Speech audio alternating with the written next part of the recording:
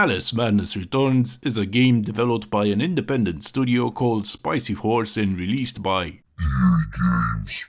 The game actually is a sequel to American McGee Alice, which was released back in the 2000s. Assuming all of you heard of Alice in Wonderland, or maybe some of you might even be guilty of reading the story or watching the movie, I will ask you this. What would you expect from a game called Alice Madness Returns? Rainbows and unicorns? Flowers and honeys? A beautiful serene world that lets you fly through dreamy skies? Well, without further ado, let's find out. Ladies and gentlemen, welcome to the show!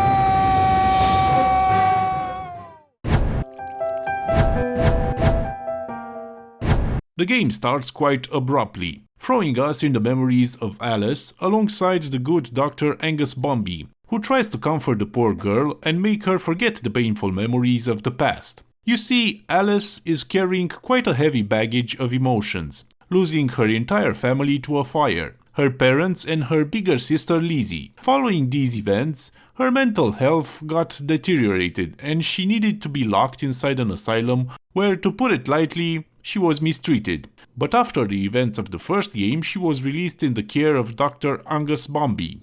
He is the head of the Houndsditch Home of Wayward Youth in London, an institution that tries to help orphans get over their troubled past and forget the painful memories that got them orphaned. After the cutscene is over, you realize that you don't get enough information to make a full picture in your head of the events that transpired, and that is on purpose. We only get bits of information to whet our appetite, only to get a taste of the intriguing story that is yet to be revealed to our eyes and ears. After the session is over, Alice is sent to retrieve some pills from the local chemist. Collect those pills from our high street chemist. Very well, Doctor. Getting control over my character, I immediately noticed that the developers of the game tried to tell the story not only through telling, but through the entire environment, the game having a very peculiar art style, but more on that later. Going through the streets of London, you can appreciate the attention to detail. So hush, you little ones, and have no fear. The man in the moon, he is the engineer. The developers put a lot of work in the game, and from the first moments you set foot in the world, you realize that this game is a special one. A fruit born from the love and passion that the people who worked on this project put in it. The setting is a Victorian era, England, with some disproportions in architecture, and the human characters being deformed and exaggerated, tying in very beautifully with the way they tried to tell us the story. The action actually happens in two worlds, one being the perceived reality and the other being Alice's mind, the Wonderland. They did a great job at creating a dynamic between the two worlds. At the start of our journey, Alice actually perceives reality almost normally, but as we walk in her mind and we recover the fragmented memories and get a bigger picture of the events and getting closer and closer to the truth behind her past, the gap between reality and her disillusions grows smaller. This is represented in the real world as we are unraveling more and more about her lost or forgotten memories. Her imagination starts creeping in the real world, giving us some obvious hints that she is falling into madness again, not being able to contend with her oppressed memories and feelings. The game has a lot of themes that go from police brutality to physiological trauma, females serving men in the more private affairs of life, and about people that take advantage of the innocence of children. And those poor tykes are food for perverts. These are some heavy subjects that plague our society since the beginning of civilization, and seeing them in a game like this, that I expected to be a chill journey through a wondrous world, kinda made me feel shocked. Just look at this imagery, and let it sink in for a moment. I will ask you this. Why do you think that we go through a doll in the form of a kid and in that position? Yeah, the game touches upon really disturbing themes and they did a great job at representing them. As I was journeying forward, I felt more and more uncomfortable with what I was seeing. They did an amazing job of showing the messages they were trying to engrave into our minds, creating an insanely good game with a strong message behind it. What's left of my brain will explode. And here we go again, reaching the part that I love about games: gameplay. This is the part that distinguishes games from other forms of media, because it lets you be a part of the story and play the role in it. That lets you, instead of watching the story, to experience it yourself, and oh boy, what an experience Alice's mind is. Being categorized as an action-adventure, platform hack and slash, the game allows you to slash, smash, shoot a pepper gun, explode things, and my favorite, shoot exploding tea bowls with a teapot. And of course, this being a platformer, you do a lot of platforming.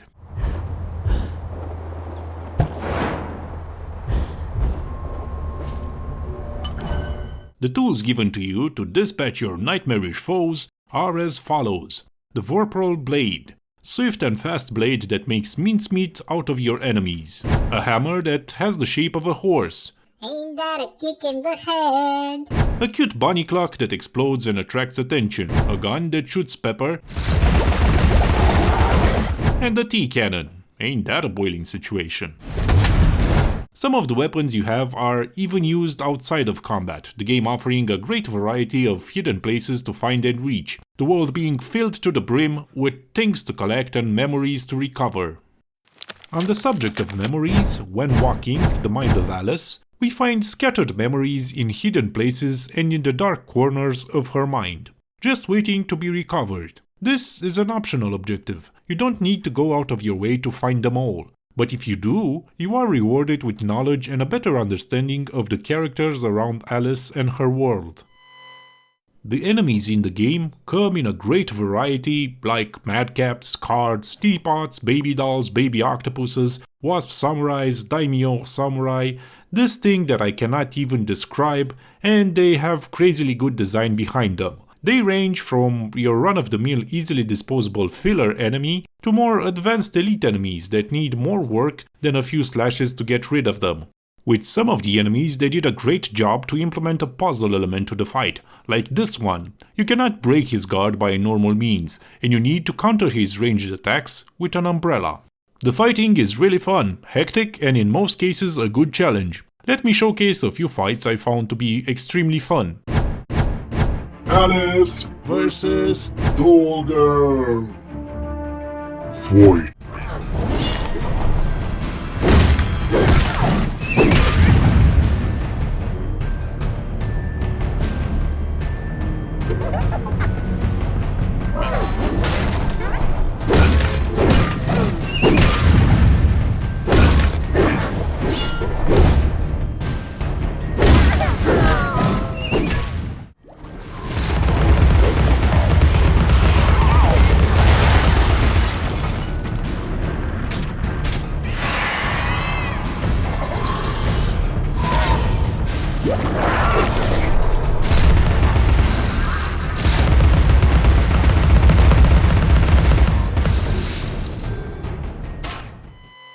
Besides fighting, the game is full of different other challenges, like traversing the world by landing on invisible platforms, or resolving environment puzzles, or falling into the abyss.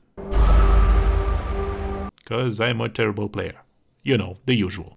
Alice is helped in this endeavor by special powers gained through her journey, like this moment when she finds the Shrink! potion. This allows her to become Tiny! and see the world from a different perspective. What was invisible to her now cannot stay hidden anymore. Or this moment, when after getting tired of running away, she is starving for the sweet taste of vengeance.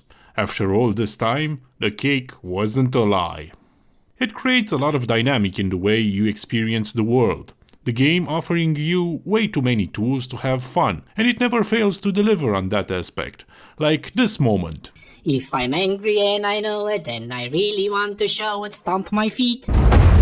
If I'm angry and I know it, then I really want to show it, clap my hands. So we have fun fights, cool platforming, puzzles, secrets to explore, memories to recover, mechanics to learn. That sounds like a complete game, right? Well, wrong. Besides all these things mentioned above, the game offers us mini-games like 2D world inside Japanese-like painting, cube puzzle, hit the right arrow at the right time, 2D ship battles, rolling head in a pinball kind of fashion or whatever this is, and slides.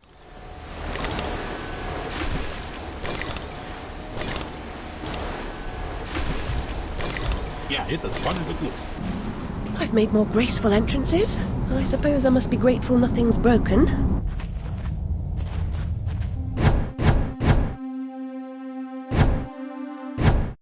The characters are well done and nicely written. They have complex personalities, they lie, they abuse, they try to take advantage of Alice by taking the inheritance, or in a more physical way. And all the characters that are presented in the real world have a direct representation in Alice's world, but with a very distorted view of them. For example, Lizzie is the Mad Queen that tries to take control over Alice's mind. One of my favorite characters is the Cheshire Cat. He's our primary ally and a guide, a cynical, sarcastic, distant, philosophical, and earnest companion that sticks to us throughout our journey. Different denotes neither bad nor good, but it certainly means not the same. Find the Hatter, Alice. He knows more about different than you. Other characters include Nurse Witless, Say no. I've a thirst you could photograph. the Duchess, Well, you taught me manners, and I've lost my taste for mad women. Dr. Bombay, Memory is a curse more often than a blessing. the Mad Hatter, Too The late. insolence, the arrogance, the execrable table manners. the Carpenter, Ah, Alice! Delighted to see you again, my dear. the Queen, What you claim not to know is merely what you've denied. and many more.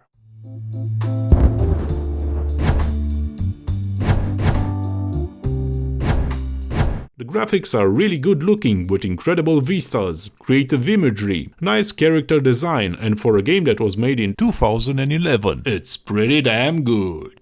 The art style they used is a cartoonish one, which blends perfectly with the game's story and setting. The characters have exaggerated features, giving the feel of a Lovecraftian world and not something wondrous or fairy tale-like. The game having a horror element added on top of everything else. There were many moments in the game that I felt unsettled by what I was seeing, the developers doing an incredible job at visual representation and not once being amazed at the creativity of what I was experiencing with my eyes. Our journey takes us to a lot of diverse places and each chapter has a different environment. We go from London, which represents the real world, to Alice's mind. Our first stop is a gorgeous and serene valley, with rivers, a lot of greenery, critters and calming songs. But as we make our way forward, this starts to change as we see the corruption taking over Alice's Wonderland, and this is represented through changes in the scenery where everything is corrupted or it's getting destroyed. We get to experience a lot of different places, and the imagery behind them is incredible. Just look at this steampunk city made out of gears. They cut no corners to the world they were building. Another world that impressed me visually was the underwater village where fish people live. It's an area where Alice helps put a show for the local population. I was simply mesmerized at how cool this place is. From the buildings to the characters we meet, at this moment I knew for sure this game is a project born from passion.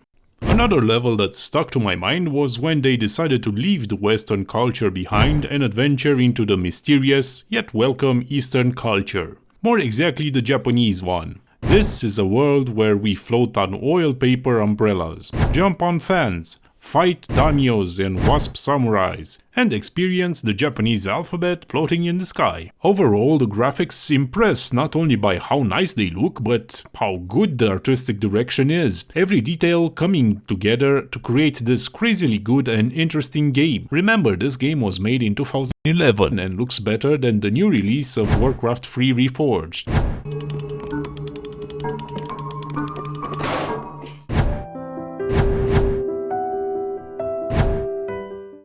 The sound is really good, most tracks fitting like a glove for what they wanted to create.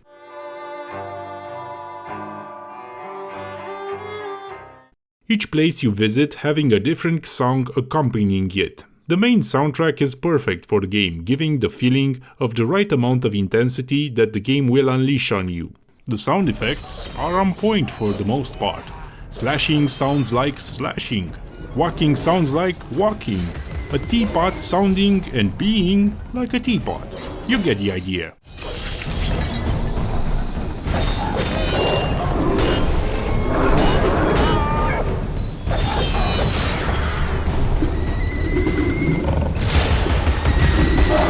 The voice acting is top-notch for the most part. The actors doing a great job of giving life to their characters. Like Nurse Witless, which is an alcoholic old crone that makes Alice pay for her booze. I deserve consideration, don't I? Who found her new clothes? Or Dr. Bumby being an authority in his field of work. There, Alice. Better now, aren't we? My head's exploded and there's a steam hammer in my chest. Yes, well, the cost of forgetting is high. Or the cat being cynical and distant. Perfect. When you're not on edge, you're taking up too much space. Overall, the sound is great and helps create a great atmosphere. Alice Madness Returns is a pretty insane looking game that is full of heart and passion. If you liked what I had to say about it and the gameplay looked interesting to you, give it a try. You might find something you didn't expect.